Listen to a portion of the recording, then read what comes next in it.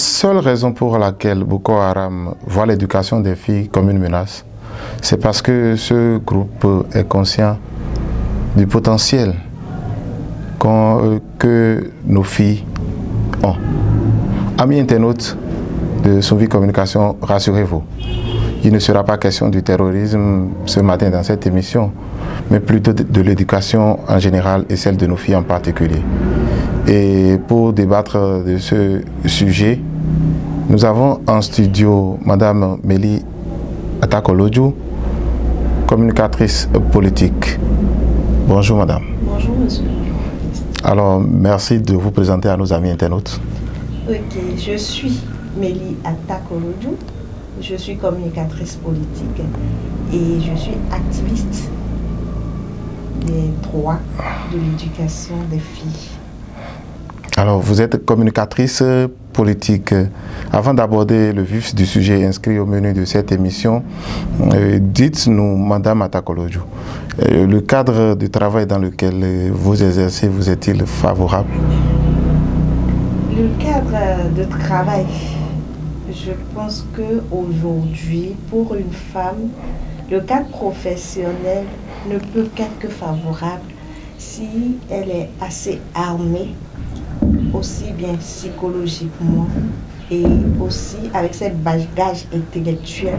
Si elle arrive à s'affirmer, je pense qu'elle n'a pas de barrière pour sa réussite, pour son accomplissement et surtout pour pouvoir être élevée au même grade que les hommes. Pour pouvoir être élevé au même grade que les hommes. Voilà ce qui plante le décor de cette émission. Alors revenons à notre sujet. Dites-nous, pourquoi éduquer une fille? D'abord, à l'entame, permettez-moi de rendre un hommage à tous ces parents qui ne lésinent pas sur les moyens pour éduquer aussi bien que les garçons, que les filles. Un spécial hommage à mes parents qui ont payé le prix fort pour l'instruction, l'éducation de leurs enfants et de cette fille aujourd'hui que je suis et qui se disent actifs afin d'impacter ces autres femmes, ces autres filles-là qui n'ont certainement pas eu ce même droit que moi. Aujourd'hui, pour moi, d'abord, l'éducation en général, ce n'est pas que aller à l'école. Ce n'est pas que s'alphabétiser, ce n'est pas que apprendre à lire et à écrire, mais c'est donner les moyens à un enfant qui naît de pouvoir s'insérer demain dans la société, d'être un individu, un élément, une entité reconnue, remarquée, qui puisse quand même jouer sa partition pour le développement de sa nation. Et pour revenir à votre question, éduquer une fille, pour moi, c'est un levier indispensable. Si je devrais paraphraser l'ex-secrétaire général de l'ONU, M. Kofi Annan, c'est un levier indispensable pour le développement de toute nation. Donc, il n'y a pas à marchander sur l'éducation de la fille. C'est tant est que nous sommes pour le développement de notre nation. Voilà, et dites-nous clairement, quelle est l'importance de l'éducation d'une fille? Lorsque aujourd'hui vous prenez une société, d'abord nous ne sommes pas là pour faire l'apologie de l'éducation des filles par rapport à celle des garçons, mais nous sommes là pour expliquer à ces communautés-là qui n'ont toujours pas compris le rôle important, sinon l'impact important de l'éducation de la fille pour leur propre communauté. Lorsque aujourd'hui la fille naît, on lui offre cette chance-là d'aller à l'école. À un moment donné, elle a tous ses diplômes, elle doit forcément s'insérer certainement dans un couple, avoir des enfants, les éduquer, participer à la vie du couple, accompagner le mari, participer à l'instruction de ces enfants-là à travers tout ce qu'elle-même a déjà reçu comme bagage intellectuel et les accompagner jusqu'au bout de leur instruction pour leur permettre à eux aussi, ces enfants-là, de s'insérer dans la vie professionnelle. Donc c'est un cycle dans lequel la femme, elle est très importante. Lorsqu'on dit que la femme porte la vie, ce n'est pas seulement que c'est elle qui garde en elle l'enfant, mais le résultat que l'enfant est demain dépend en grande partie de cette femme-là qu'elle est.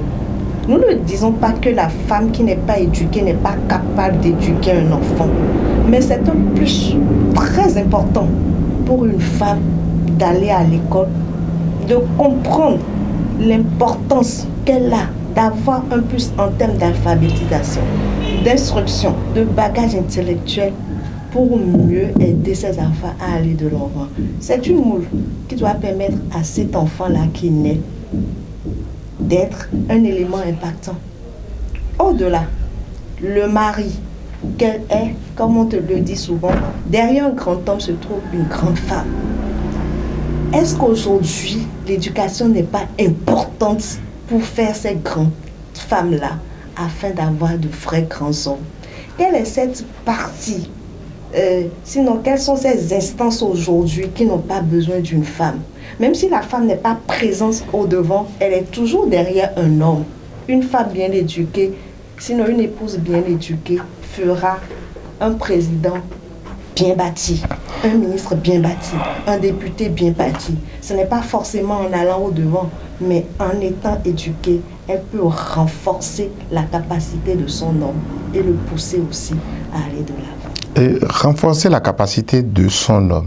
Nous remarquons aujourd'hui que nos sœurs copient beaucoup plus ce qui vient de l'Occident, au point où nos cultures sont laissées au profit de celles de l'Occident. Pensez-vous que copier l'Occident serait la meilleure option d'éduquer nos filles? Je pense que nous allons toujours revenir à la base. Je m'excuse du peu auprès de ces parents-là.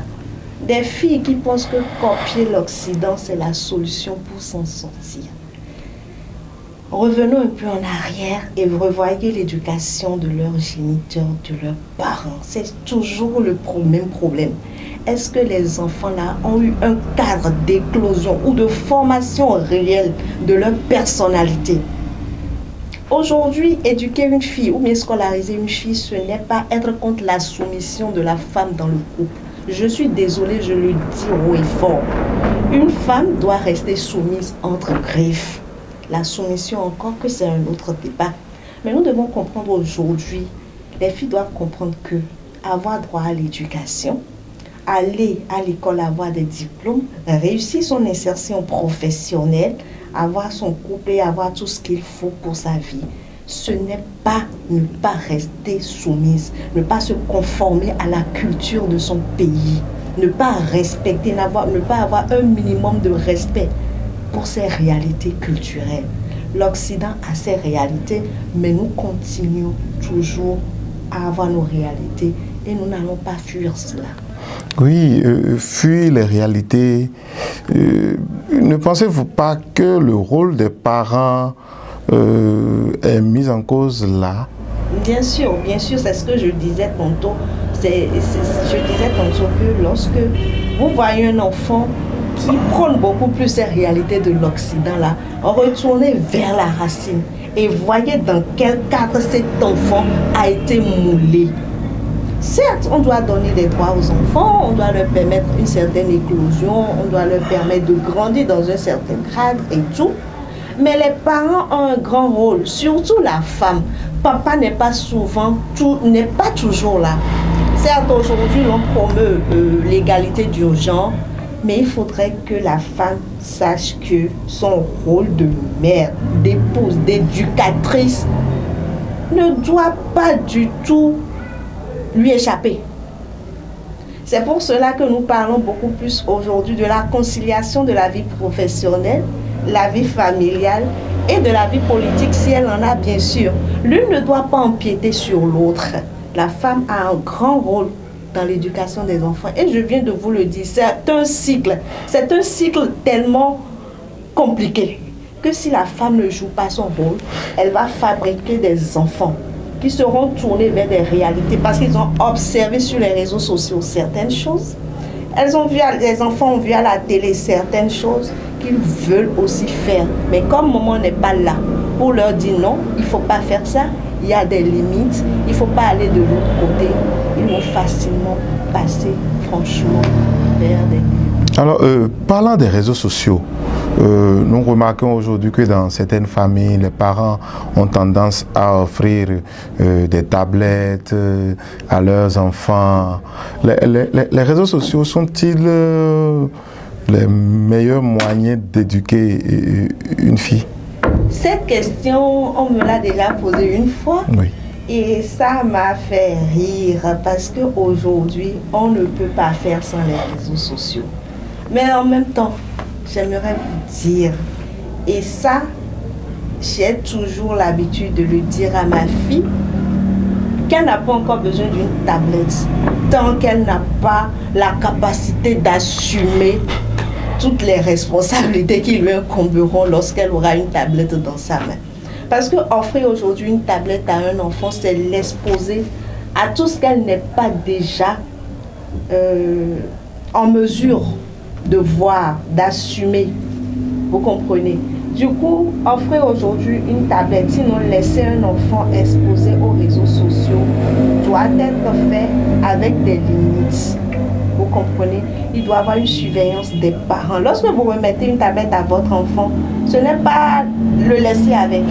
Je ne vais pas interdire à un parent qui a les moyens d'offrir une tablette à son enfant. Peut-être le parent me dira, c'est pour faire des recherches.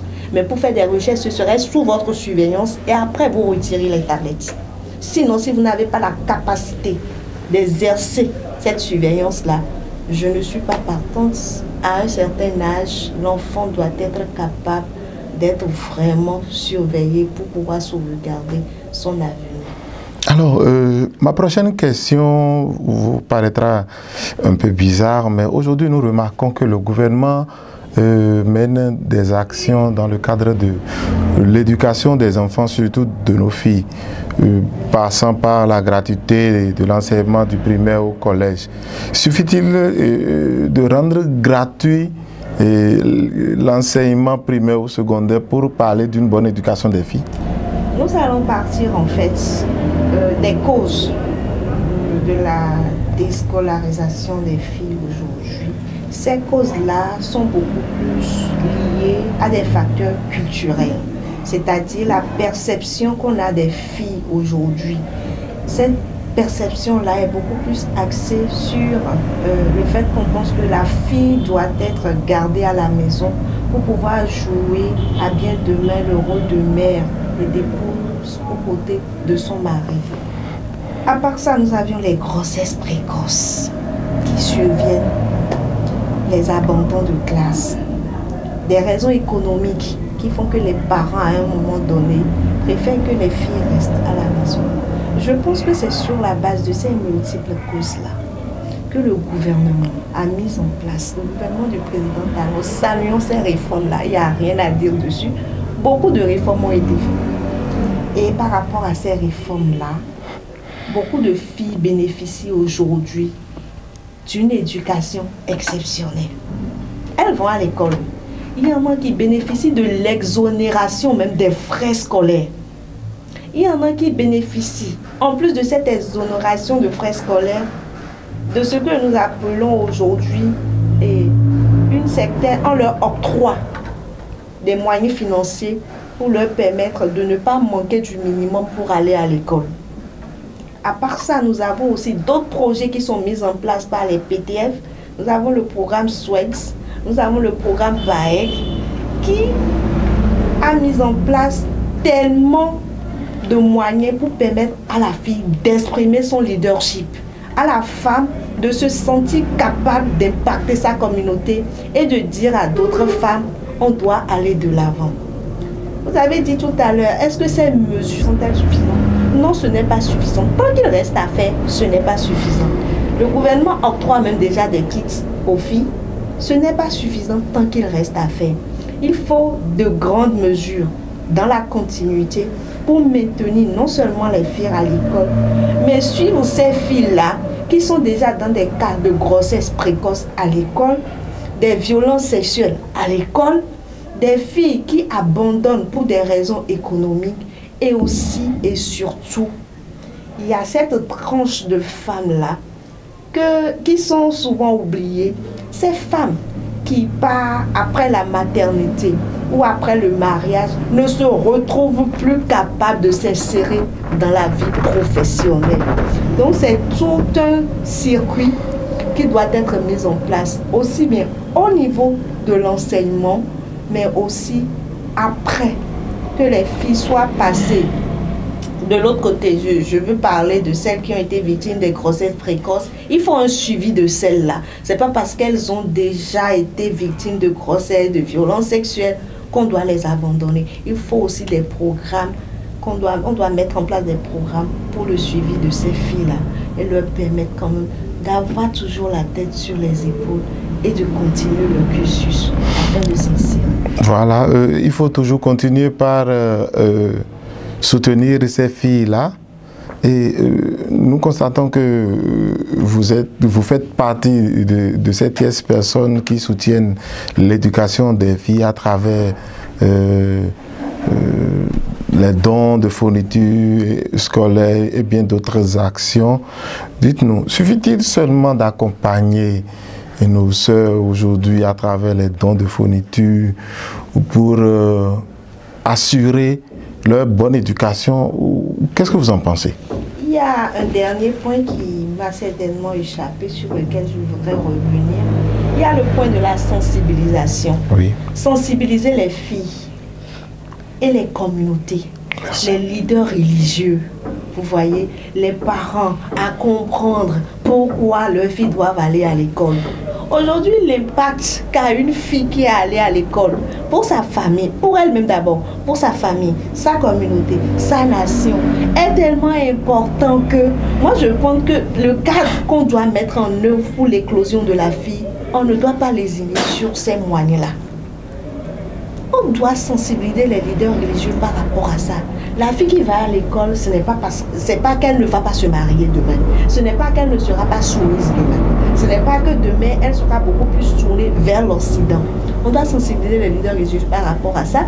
Les parents qui du jour au lendemain préfèrent que les filles abandonnent l'école, leur faire comprendre que ce qu'ils gagnent à laisser les filles à l'école, et aussi sensibiliser les filles par rapport à tous les risques qu'elles encourent lorsqu'à un moment donné, elles fléchissent dans ce combat-là. Nous allons leur tenir la main et très bientôt, vous allez en entendre parler, nous allons leur tenir la main à travers des actions de sensibilisation. Et celles-là qui ont déjà été victimes, nous allons les écouter et les suivre pour leur permettre quand même de ne pas fléchir. Parce que c'est très important. C'est elles qui sont les acteurs de toutes ces actions-là. Et on ne peut pas les mettre de côté. La sensibilisation est très importante. Non. Certaines filles pensent qu'aujourd'hui, se retrouver entre hommes, se retrouver seul peut-être entre une dizaine d'hommes, peut-être ne leur permet pas de montrer réellement de quoi elles sont capables.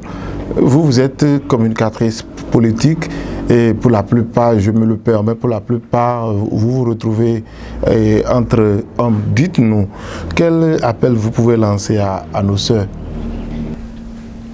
Oui, aujourd'hui, en fait, si les femmes pensent qu'elles ne peuvent pas s'affirmer aux côtés des hommes, surtout dans le cadre professionnel, c'est certainement pour des raisons liées à la gestion de la vie familiale. Parce qu'elles ont d'autres charges au niveau de l'éducation de la famille, assumer les responsabilités familiales. Les hommes le font, mais la grande part revient aux femmes. C'est pour cela que nous parlons de la question de la conciliation et d'une meilleure gestion de la vie professionnelle et de la vie familiale. Les femmes doivent savoir qu'elles doivent tout faire pour trouver le juste milieu. Une vie professionnelle ne doit pas empiéter sur la vie familiale et vice-versa. À part cela, dans leur démarche de conciliation, elles doivent penser tout le temps à s'auto-former.